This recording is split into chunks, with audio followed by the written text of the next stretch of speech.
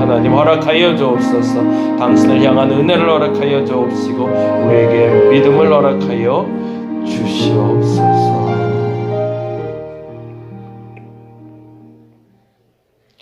하나님 우리에게 믿음을 허락하여 주옵소서. 역사를 볼 수 있는 그 믿음을 허락하여 주옵소서. 그리고 그 믿음을 가지고 나아갈 수 있는 용기 또한 허락하여 주시옵소서. 도전하지 않는 신앙, 뭉쳐있고 멈춰있을 수밖에 없사오니 도전하는 신앙 되게 하여 주옵시고, 그러나 그 도전의 기준이 믿음이 되게 하여 주시옵소서. 마음에 먹은 대로 행할 수 있는 믿음을 허락하여 주옵시고, 그 마음에 먹은 것이 하나님 뜻에 합한지를 묻고 물을 수 있는 우리가 되게 하여 주시옵소서. 하나님의 뜻을 이루기 위해서 우리를 택하신 줄 믿습니다. 질문하고 답하며 나아가는 그리스도인 되게 하여 주옵시고, 바른 질문을 통하여 바른 믿음을 발견하고 그 믿음을 통하여 하나님의 일을 이루어가는, 성취해가는 우리가 되게 하여 주시옵소서. 감사합니다. 고마우신 예수님 이름으로 기도드렸습니다. 아멘. 요한복음 12장에 있는 말씀 봅니다. 오늘은 조금 본문이 길긴 한데요, 같이 한번 읽어볼게요. 20절에서 36절까지 말씀입니다. 요한복음 12장 20절에서 36절까지 조금 긴 본문 같이 봅니다. 명절에 예배하러 올라온 사람 중에 헬라인 몇이 있는데 그들이 갈릴리 베세다 사람 빌립에게 가서 청하여 이르되, 선생이여, 우리가 예수를 배웠고자 하나이다 하니, 빌립이 안드레에게 가서 말하고 안드레와 빌립이 예수께 가서 여쭈니, 예수께서 대답하여 이르시되, 인자가 영광을 얻을 때가 왔도다. 내가 진실로 진실로 너희에게 이르노니, 한 알에 밀이 땅에 떨어져 죽지 아니하면 한 알 그대로 있고 죽으면 많은 열매를 맺느니라. 자기의 생명을 사랑하는 자는 잃어버릴 것이요, 이 세상에서 자기의 생명을 미워하는 자는 영생하도록 보존하리라. 사람이 나를 섬기려면 나를 따르라. 나 있는 곳에 나를 섬기는 자도 거기 있으리니, 사람이 나를 섬기면 내 아버지께서 그를 귀히 여기시리라. 지금 내 마음이 괴로우니 말을 하리요. 아버지여, 나를 구원하여 이 때를 면하게 하여 주옵소서. 그러나 내가 이를 위하여 이때에 왔나이다. 아버지여, 아버지의 이름을 영광스럽게 하옵소서 하시니, 이에 하늘에서 소리가 나서 이르되, 내가 이미 영광스럽게 하였고 또다시 영광스럽게 하리라 하시니, 곁에 서서 들은 무리는 천둥이 울었다고도 하며 또 어떤 이들은 천사가 그에게 말하였다고도 하니, 예수께서 대답하여 이르시되, 이 소리가 난 것은 나를 위한 것이 아니요 너희를 위한 것이니라. 이제 이 세상에 대한 심판이 이르렀으니 이 세상의 임금이 쫓겨나리라. 내가 땅에서 들리면 모든 사람을 내게로 이끌겠노라 하시니, 이렇게 말씀하시면 자기가 어떠한 죽음으로 죽을 것을 보이심이러라. 이에 무리가 대답하되, 우리는 율법에서 그리스도가 영원히 계신다 함을 들었거늘 너는 어찌하여 인자가 들려라 하느라 하느냐? 이 인자는 누구냐? 예수께서 이르시되, 아직 잠시 동안 빛이 너희 중에 있으니 빛이 있을 동안에 다녀 어둠에 붙잡히지 않게 하라. 어둠에 다니는 자는 그 가는 곳을 알지 못하느니라. 너희에게 아직 빛이 있을 동안에 빛을 믿으라. 그리하면 빛의 아들이 되리라. 아멘. 조금 긴 본문이긴 했는데요, 20절에서 25절까지가 우리가 마태, 마가, 누가복음에서는 찾아볼 수 없었던 본문이에요. 왜냐하면 마태, 마가, 누가복음에서 이 부분을 시작할 때 나온 본문은 사실은 베드로의 신앙 고백이었습니다.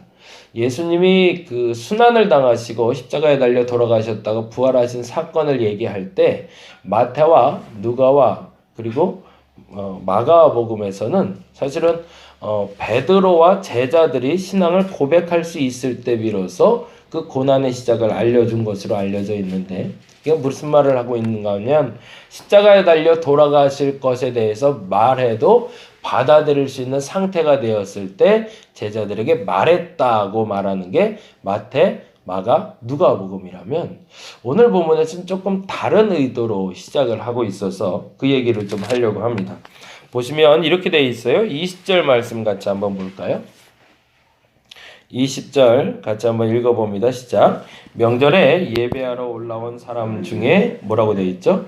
헬라인 몇이 있는데 거기다 줄을 좀 쳐놓으시죠. 마테마가 누가복음에 있어서는 예수님의 고난에 대해서 받아들일 수 있는 준비가 된 제자들이 중심이라면 지금 요한복음에서는 그 믿음을 받아들일 수 있는 대상이 중심이 아니라 하나님의 때가 중심이라는 겁니다. 그게 큰 차이가 있어요. 어저께 말씀드릴 때 그런 얘기 드렸어요. 하나님의 음성을 우리는 하나님의 뜻을 우리는 분별할 수 없는 존재들이다라고. 그것을 인정할 수 있을 때 우리는 오히려 하나님에게 신실하게 오늘 하루를 살아갈 수 있는 거죠. 왜냐하면 내일에 대해서 분명히 아는 사람들이라면 우리가 섣불리 잘못 행동할 수 있음을 하나님이 알기 때문에 그렇습니다. 당장 내일 종말이 온다고 하나님이 말해버리시면 그리고 그 뜻을 분명히 알았다면 오늘 나는 다른 걸 다 놔버리겠죠. 근데 분명히 성경에서 말하기를 하나님의 때가 이르러 구원받을 때는 휴거가 일어난다고 얘기를 하는데 그래서 92년도에 한창 그 휴거 때문에 이슈가 되긴 했는데 성경엔 정확히 그렇게 되어 있습니다. 맷돌 갈던 두 여인 중에 하나, 밭을 갈던 두 사람 중에 하나라고 되어 있어요. 그건 무슨 말일까요? 일을 멈추고 하나님의 때를 기다린 자가 구원받는다는 것이 아니라 내가 일하는 그 자리를 지키고 있을 때 하나님께 구원받는다는 얘기죠. 그건 무슨 말이에요? 앞서 달리 말씀드리면 나는 그때를 알지 못한다가 전제, 그리고 그때를 알지 못하기 때문에 오늘을 최선을 다해 살아가는 이에게 하나님은 구원의 역사를 허락해 주신다는 거죠. 그런데 앞서 말씀드린 대로 마태, 마가, 누가복음에선 그러면서 그 사람들이 준비되었는가를 계속 살펴보는 것이 목적이었는데 반면에 오늘 본문에서는 그들이 준비되었는가가 중요한 것이 아니라 하나님의 때가 이르렀는가가 중요하다는 겁니다. 근데 그 하나님의 때가 이른 것을 알게 된 이유는 헬라인 몇이 찾아오기 시작한 때였습니다. 이제 이렇게 설명하면 이해가 되실 거예요. 보겠습니다. 20절 다시 한번 읽어봅니다. 같이 읽어봅니다. 명절에 예배하러 올라온 사람 중에 헬라인 몇이 있는데 23절 봅니다. 같이 읽겠습니다. 예수께서 대답하여 이르실 때 뭐라고요? 인자가 영광을 얻을 때가 왔도다. 거기다가 줄을 좀 쳐놓으시죠. 하나님이 우리에게 당신의 뜻을 분별할 수 있는 지혜를 주시질 않았습니다. 그 정도로 우리는 무지합니다. 그런데 한 가지 감사한 것이 있습니다. 그게 뭐냐면 하나님의 때를 짐작할 수 있는 마음을 허락해 주셨습니다. 그것이 예수를 통해서 지금 우리에게 알려주시는 건데 헬라인의 방문을 보고 그 때를 예수께서 알게 되었다라는 표현을 해주고 있어요. 우리는 그 누군가를 만나면서 누군가와 대화하면서 어떤 사건을 겪으면서 내게 하나님의 때가 이르렀다. 하나님의 뜻이 이루어지겠구나 라고 짐작할 수 있는 사건을 만나게 하십니다. 오늘 첫 번째 기도 제목은 거기에 있습니다. 내가 그때를 분별할 지혜를 허락해달라고. 모든 사람에게 임하는 은혜일 수도 있습니다. 모르는 사람도 있습니다. 그런데 깨달아 알게 되는 사람들이 있습니다. 반복해서 그때를 묵상해 왔던 사람이라면, 반복해서 자신의 내일을 준비하고 살아갔던 사람이라면 그때 이르러 하나님이 그 힌트를 던져주면 그 힌트가 무엇인지 알고 그때가 이른지를 알게 된다는 거죠. 예수께서는 다른 베드로의 신앙 고백 혹은 다른 사건들을 통해서 아는 것이 아니라 요한은 특별히 헬라인이 찾아온 것으로 말미암아 예수께서 이제는 십자가에 달려 돌아가시고 다시 하늘로 올라가실 때가 이르렀다는 걸 알게 됐다고 표현합니다. 그 말은 뭘까요? 이제 유대의 복음이 끝나고 세상으로 복음이 전해질 때가 되었구나라는 걸 비로소 선포할 때가 되었다라는 거죠. 그리고 그때를 알게 되었을 때 예수께서는 그때에 대해서 설명하고 있는 게 36절까지의 장황한 설명입니다. 그런데 여기서 이제 두 번째 우리의 기도 제목을 찾을 수 있는데요. 21절부터 나오는 사람들 때문에 그렇습니다. 21절 볼까요? 같이 읽어봅니다. 그들이 갈릴리 벳세다 사람 빌립에게 가서 청하여 이르되 선생이여 우리가 예수를 배웠고자 하나이다 하니 거기다 동그라미 하나 넣었죠. 사람 이름이 하나 나오죠. 누가 나오죠? 빌립이라는 사람이 나옵니다. 그리고 또 한 명이 또 나옵니다. 22절 읽어봅니다. 읽겠습니다. 시작. 빌립이 안드레에게 가서 말하고 안드레가 빌립이 예수께 가서 여쭈니. 누가 또 나오고 있죠? 안드레가 나오고 있죠. 이분들이 왜 이렇게 등명이 되고 있을까요? 등장시켰을까요? 예수님의 12제자 중에 히브리 이름이 아니라 헬라식 이름을 쓰는 사람이 두 명이 있어요. 그게 누굴까요? 빌립과 안드레입니다. 그럼 무슨 말일까요? 두 가지 의미가 있는데 첫째는 그들을 통해서 복음의 시작점을 알려주겠다라는 거고요. 두 번째는 그들이 헬라식 이름을 가졌다는 이유는 아마도 당대에 헬라 말을 할 수 있는 제자들 중에 하나였겠죠. 그러니까 헬라 사람들이 왔을 때 베드로나 다른 야고보나 다른 형제들은 사실은 이 헬라인을 맞이할 준비가 안 돼 있었던 겁니다. 근데 빌립과 안드레에게는 소통할 수 있는 언어가 있었던 거죠. 6.25 동란이 났을 때 우리나라 사람들 중에 6.25 미군들과 사귀면서 영어를 미리 익힌 사람들이 종종 있었어요. 그래서 그들 때문에 통역도 하게 되고 언어가 활발하게 발달하기도 했었죠.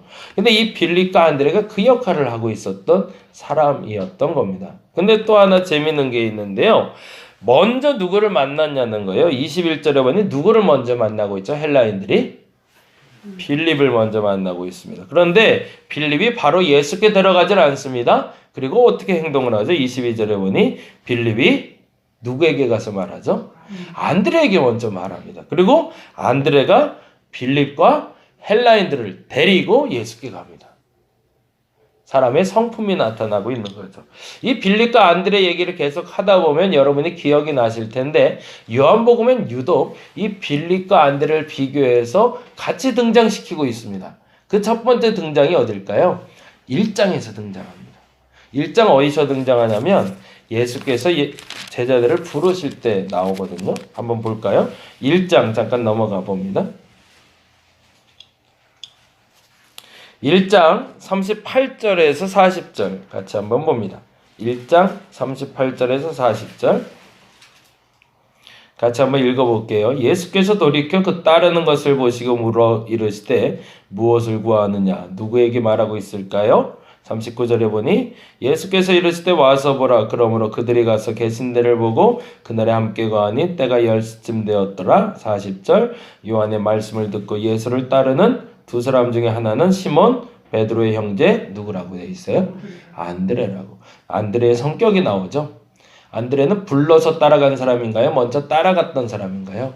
먼저 따라갔던 사람인 거죠. 근데 반면에 빌립이라는 사람은 어떻게 예수님을 만나게 되는지를 43절에 이렇게 기록하고 있습니다.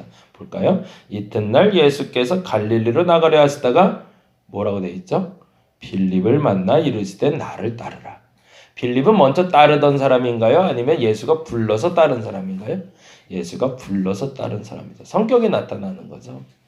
6장에 보면 더 뚜렷하게 이제 나오고 있습니다. 6장 잠깐 넘어가 볼까요?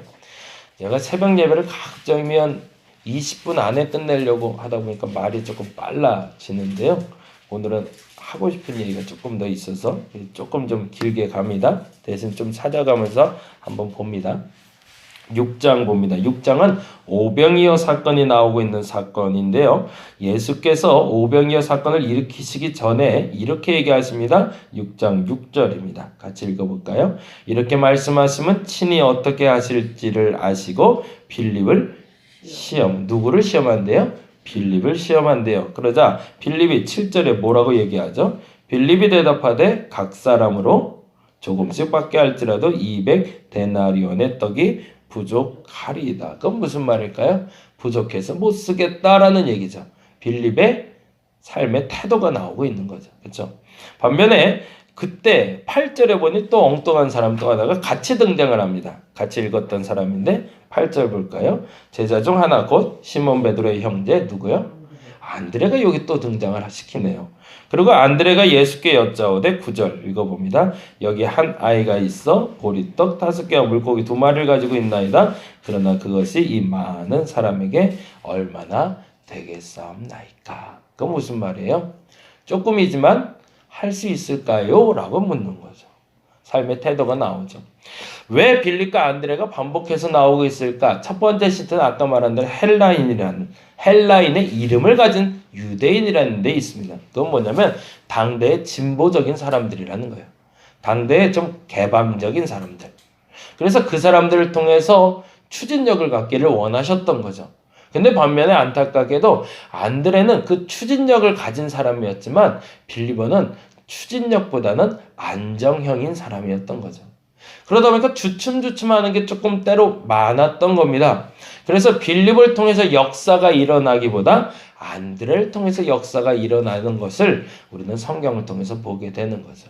그러면 어떤 사람이 교회에서 필요할까요? 신중형인 빌립과 같은 사람도 필요하겠지만 안드레와 같은 추진력 있는 사람도 필요하겠죠. 그런데 그때에 대해서 정점을 찍고 있는 게 바로 오늘 본문이에요. 오늘 본문 다시 가볼까요? 오늘 본문에 22절 같이 봅니다. 22절 같이 한번 읽어봅니다. 다시 빌립이 안드레에게 가고. 그러니 신중형은 어떻게 하면 돼요? 추진력이 있는 사람에게 가서 상의하고 논의하면 되겠죠.